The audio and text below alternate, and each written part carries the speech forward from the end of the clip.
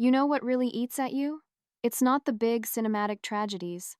It's the quiet, creeping sense that you're a passenger in your own life. It's waking up one morning and realizing the track you're on, the safe, predictable, comfortable track, is leading you further and further away from the person you think you were supposed to be. That feeling had become the background noise of my life.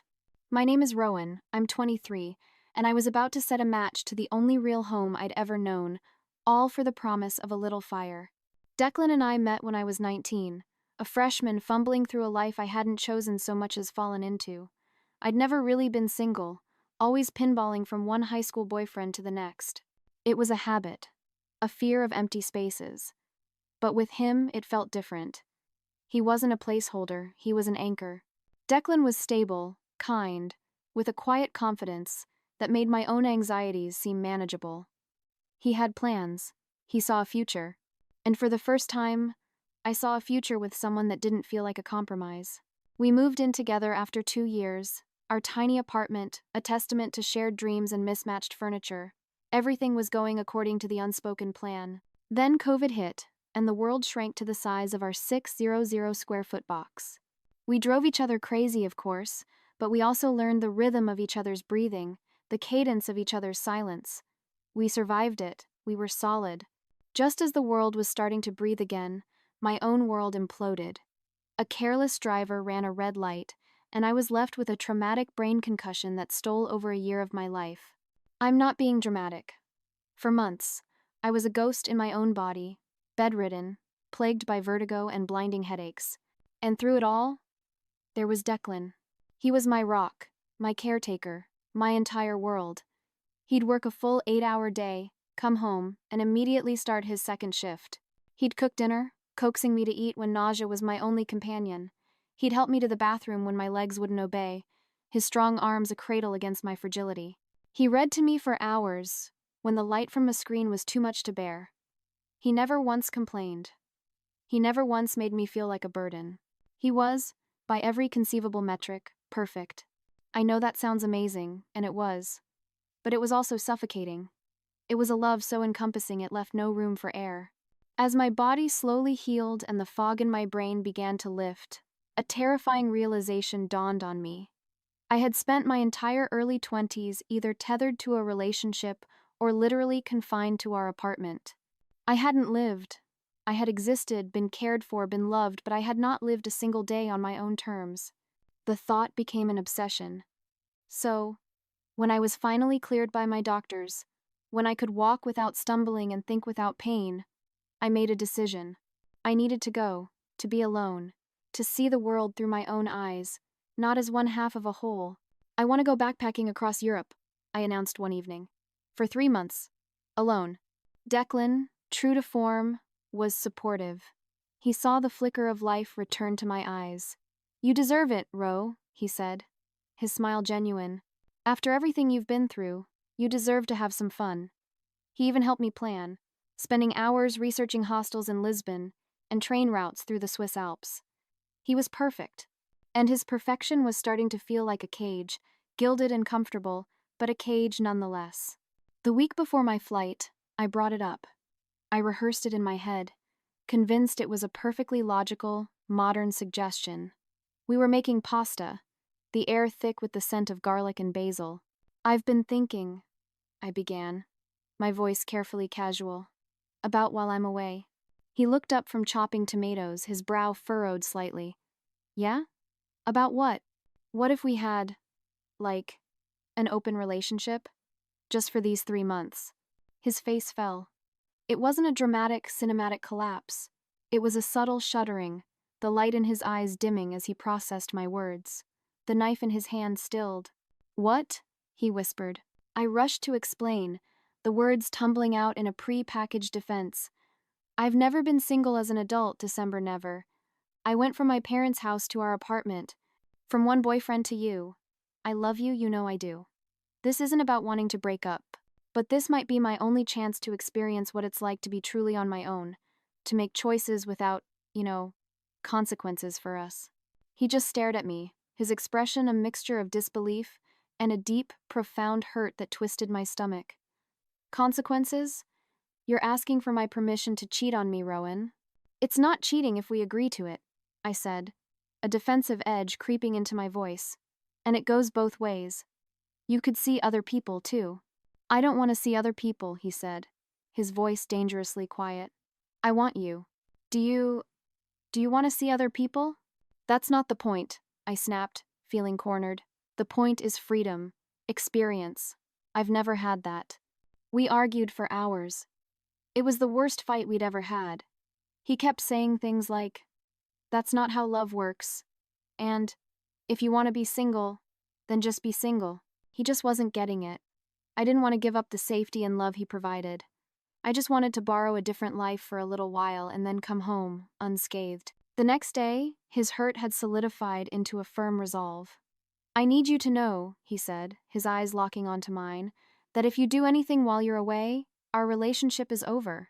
There's no discussion, no compromise. That is my boundary." "Fine," I said, a bitter resignation settling in my chest. "I choose you, 100%. But inside, I was seething. Who was he to limit me? After everything I'd been through, didn't I deserve to be a little selfish? I felt wronged. I felt misunderstood. And deep down, a treacherous little voice whispered that his boundary wasn't a sign of self-respect, but a sign of insecurity. It was a story I was beginning to tell myself. A convenient narrative that would allow me to become the hero of my own selfish journey.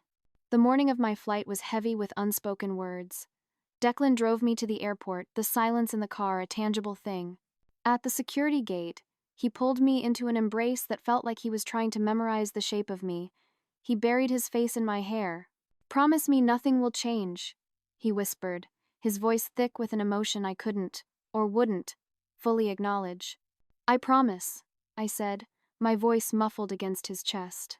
As I said it, my right hand, hidden behind his back, curled into a fist, my middle finger pressing tightly over my index finger. A childish gesture, a secret negation.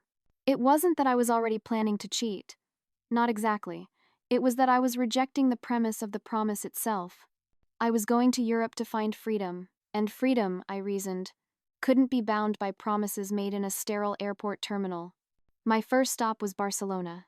For the first week, I was the model girlfriend. I was determined to prove to him and maybe to myself that I could have my adventure and keep him too. I video called him every night, narrating my days spent wandering through the Gothic Quarter and marveling at the Sagrada Familia. I sent him photos of my tapas, of the sunset over the Mediterranean. I even turned down a handsome local who offered to buy me a glass of wine, and then I texted Declan about it, like a child presenting a gold star to a parent. I expected praise. Instead, his reply was, "Why are you going to bars alone?" A flash of irritation, hot and immediate. "Because I'm traveling alone, Declan," I texted back, rolling my eyes at my phone. "What am I supposed to do? Sit in my hostel and knit?" His response, "Just be safe," felt less like a wish and more like a command. By the second week, the constant check-ins were starting to grate.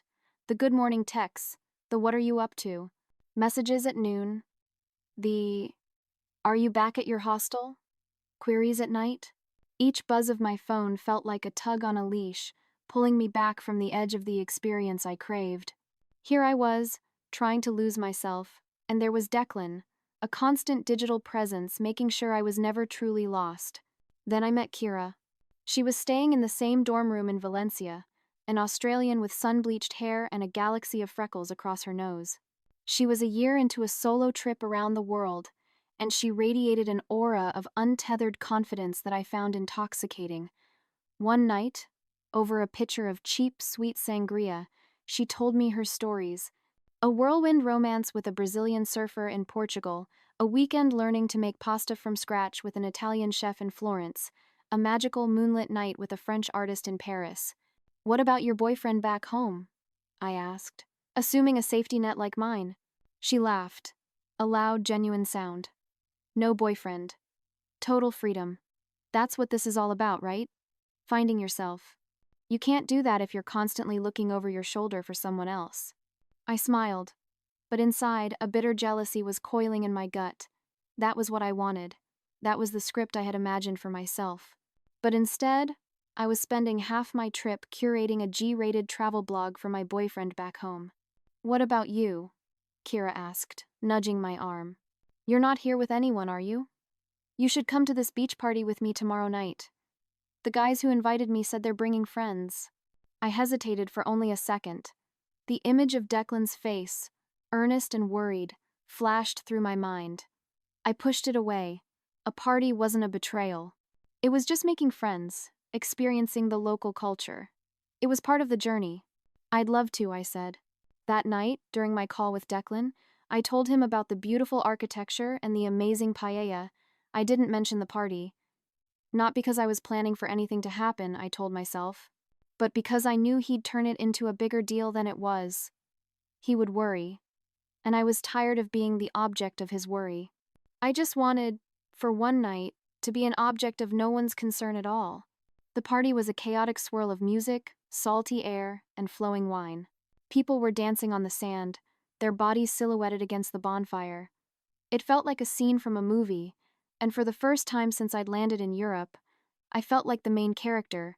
That's where I met Lorenzo. He was exactly the kind of man you'd expect to meet at a moonlit beach party in Spain. Tall, with suntanned skin, dark curls, and an accent that made even the most mundane words sound like poetry. He wasn't like Declan, whose beauty was in his steadiness and quiet strength. Lorenzo was a flash of lightning, all easy charm and captivating energy. He knew all the best spots in Valencia, the hidden tapas bars tourists never find, the secret coves, the viewpoints that weren't in any guidebook. When he offered to show me around the next day, I said yes without a flicker of hesitation. It's not a date, I rationalized to the judgmental voice in my head. It's a local showing a tourist the authentic side of his city. It was an experience. It was culture. I didn't tell Declan about Lorenzo either. My calls became shorter, my texts more sporadic. I'd miss a call here, take hours to respond to a text there. Every buzz of my phone, once a connection to home, now felt like an intrusion, a reminder of the promise I was actively trying to forget. Here I was, finally having the adventure I'd dreamed of, and Declan, with his love and his worry, couldn't give me the space to enjoy it. One evening, after showing me a breathtaking sunset from a cliffside spot that smelled of pine and salt, Lorenzo kissed me. The setting sun painted the sky in shades of orange and violet, and in that moment, with his hand on my cheek, it felt like the most natural thing in the world. So I kissed him back. It means nothing, I told myself instantly. A mantra to ward off the guilt. It's just part of the experience. A fleeting moment in a foreign country. It isn't cheating, not really. It's just a kiss. But it didn't stop at a kiss. Back at my hostel later that night, guilt began to gnaw at my stomach. A cold, sickening feeling. I did what any coward would do. I picked a fight with Declan. He'd sent a simple text. "You back at the hostel? Hope you had a good day." Somehow, that simple, loving message set me off. I called him, my voice already fired up. "Why are you constantly checking on me?" I demanded, skipping any greeting. "It's like you don't trust me at all." "What?" "Of course I trust you," he said, his voice laced with confusion. "I just worry about you being safe, Ro. You're in a foreign country alone." "I'm not a child, Declan. I can take care of myself. I came on this trip to be independent, not to report my every move back to you like I'm on probation." We argued for almost an hour. I dredged up old fights, twisted his concern into accusations of control, and painted myself as a victim of his overbearing affection. By the time we hung up, we were both angry and hurt. But as I placed my phone down, a wave of dark relief washed over me. I had created a buffer.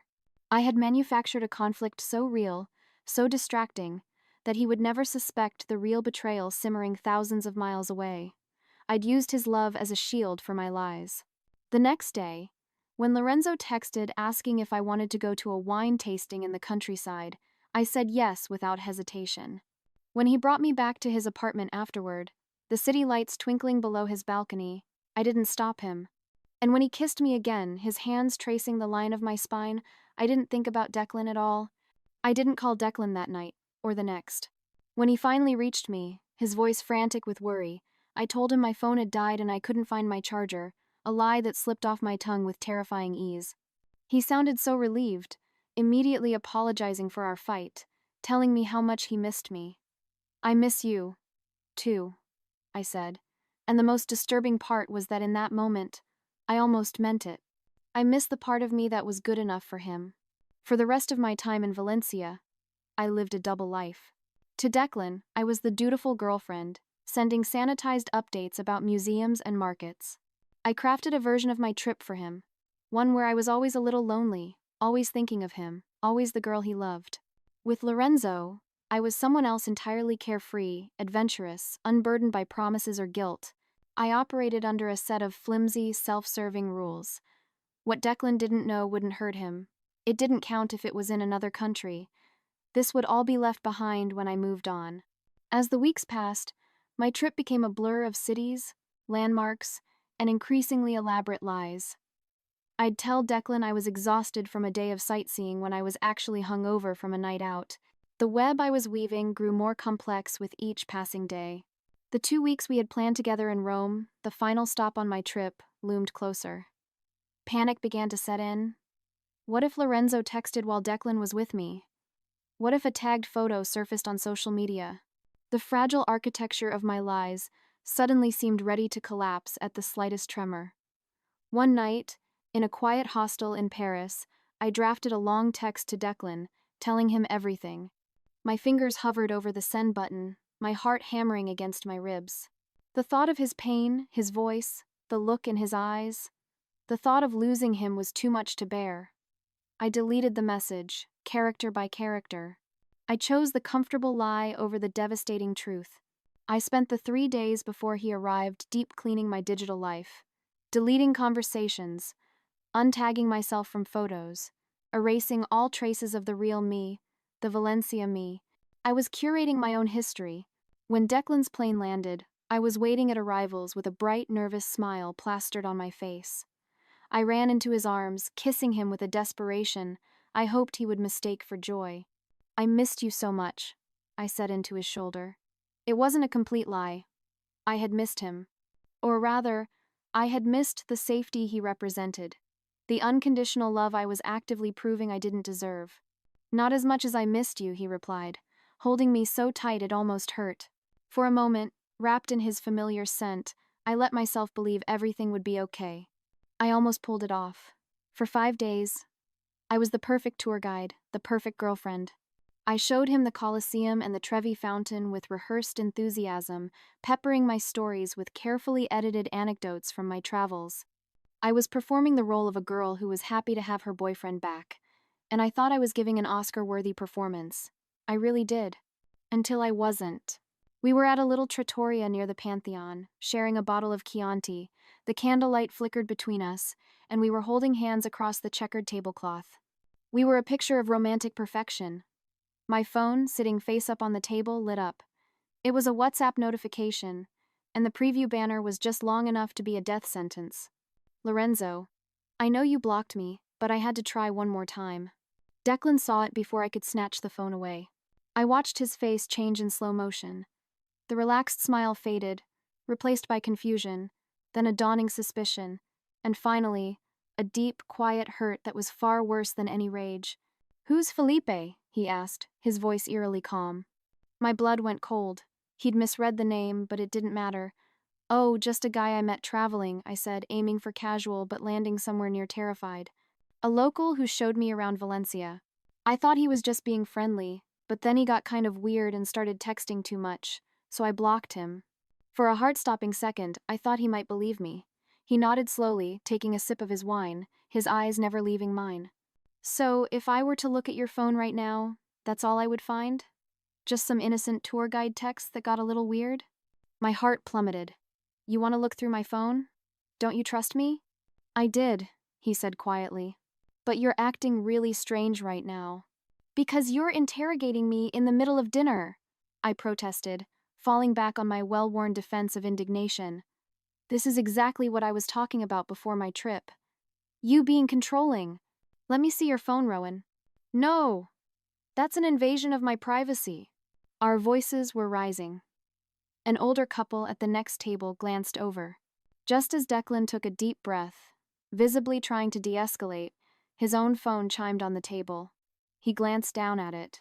When he looked back up at me, the pain in his eyes was so raw, So absolute that I knew. I knew before he even spoke. The web hadn't just unraveled, it had been set ablaze. Funny thing, he said, his voice shaking slightly. I just got a message on Instagram. From someone named Kira. My breath caught in my throat. She says she met you in Valencia and has been feeling guilty. Says she has some information about you and a guy named Lorenzo she thinks I should know. I couldn't speak. I couldn't breathe. It was happening. She says you two talked a lot about me. Declan continued, his voice a dead monotone, reading from a script I had written. She says you showed her my picture, told her all about us. About how controlling and insecure I was for not wanting an open relationship. About how you were going to live your life anyway, because, and I quote, what happens in Europe stays in Europe. He paused, and the silence was deafening. She says she encouraged you at first, but she didn't realize how serious we were. Didn't know I was there for you through your concussion, that we lived together. She found my profile through your tagged photos and thought I deserved to know the truth. He finally looked up from his phone, his eyes swimming with a sorrow so deep it felt like I was drowning in it. What did you do, Rowan? He asked, his voice barely a whisper. What did you do in Valencia? The world narrowed to the space between us, to the flickering candlelight and the wreckage of his face. I could have lied again. I could have tried to spin some desperate, pathetic tale. But what was the point? The truth was no longer a secret. It was a verdict, delivered by a third party in a direct message. It was just physical, I choked out, the tears finally breaking free and streaming down my face. It didn't mean anything, December. I was just having the experiences I wanted to have. The ones I told you about. The words sounded hollow and selfish, even to my own ears.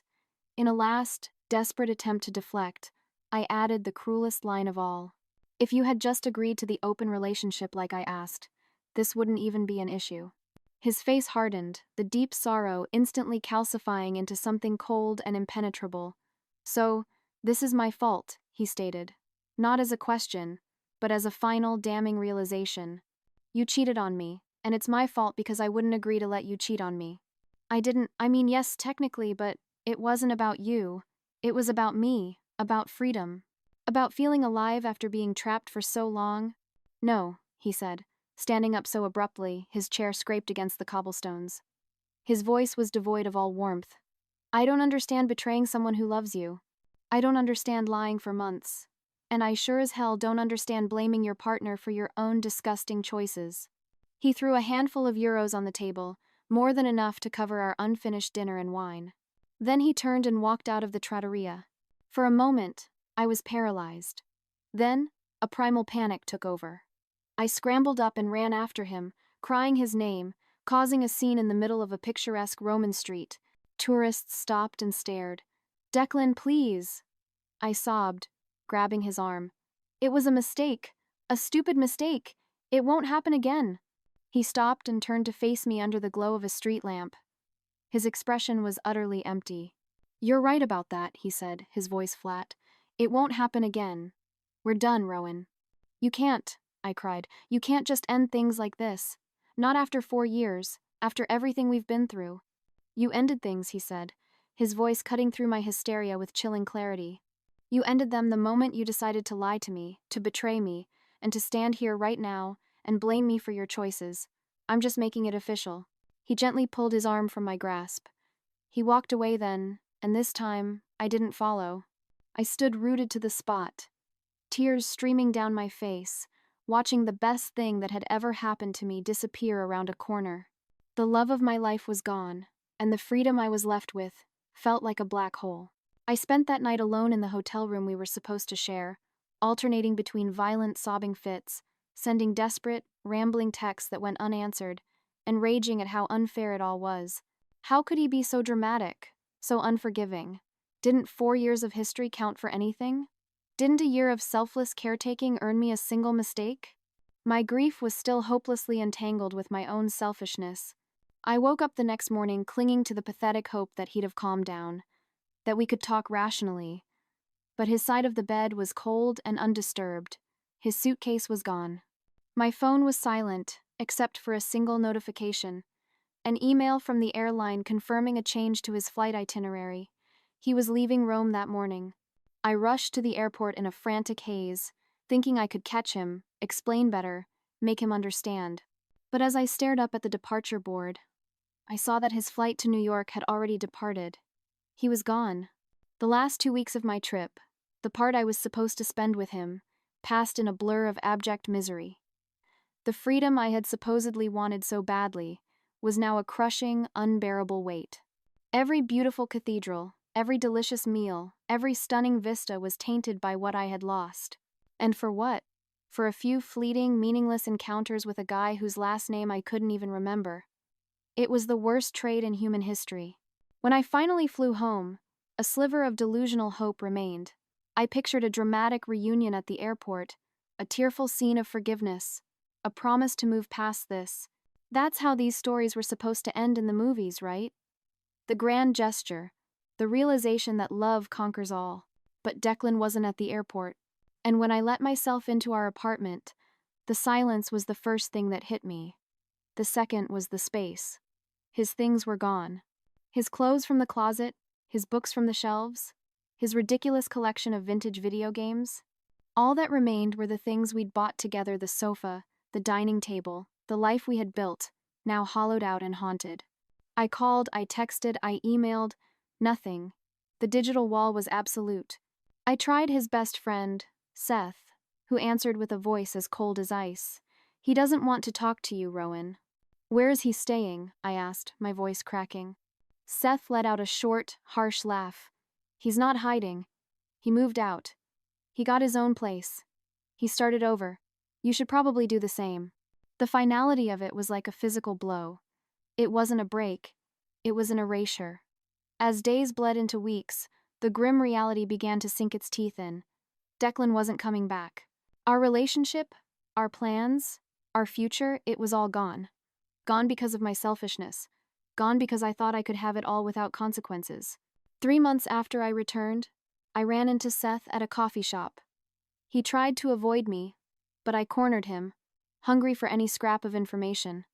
"How is he?" I asked. "He's good," Seth said, his tone making it clear this conversation had a very short shelf life. "Really good, actually. Got that promotion he was up for. Started seeing someone new. Seems happy." The words hit me like individual stones. Happy? He was supposed to be devastated. Miserable. He was supposed to be waiting for me to win him back. Instead, he had simply moved on. "Who is she?" I asked, unable to stop myself.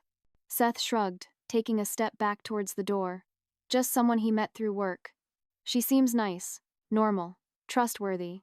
The emphasis on that last word was a deliberate, perfectly aimed dagger to the heart. 6 months after my grand European tour of self-discovery, I was still living in the apartment we had once shared, a daily monument to my failure. I was still working the same job. I was still single. My friends had slowly drifted away, tired of my self-pity, or silently siding with Declan. My family, while supportive, couldn't hide their disappointment. Meanwhile, through the torture of social media breadcrumbs and reluctant updates from the few mutual acquaintances who still spoke to me, I pieced together the life Declan was building without me. A new apartment in a better neighborhood, weekend trips to the mountains, dinner parties where he and his new girlfriend were smiling, surrounded by friends. A life that looked bright and full and completely devoid of me. I had wanted freedom. I had wanted experiences. I had wanted a chance to find myself.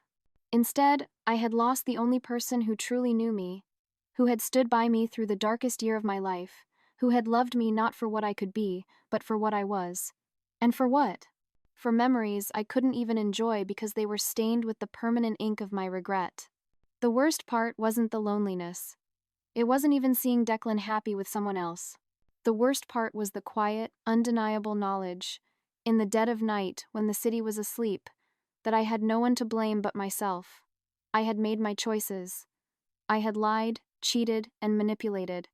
I had broken something precious and irreplaceable simply because I was bored with its perfection. "It's not fair," I whispered to my empty apartment one night. One mistake shouldn't erase 4 years. But it wasn't one mistake. It was 100 small choices, 1,000 little lies. It was putting my fleeting desires above our shared history. It was putting my definition of freedom above his feelings. It was the ultimate betrayal of the one person who had never, ever betrayed me.